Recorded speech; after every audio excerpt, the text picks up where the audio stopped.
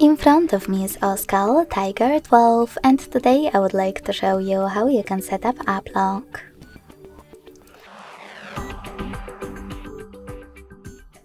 Begin by opening Settings and scrolling down to access Security.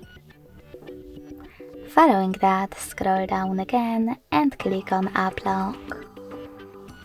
Now you need to create your password that you'll use to unlock locked apps, and then repeat it to confirm it. Finally, click on gray sweaters next to your apps to lock them, and when you finished, go back. So now, when I try to access one of those apps, I can see that my password is required.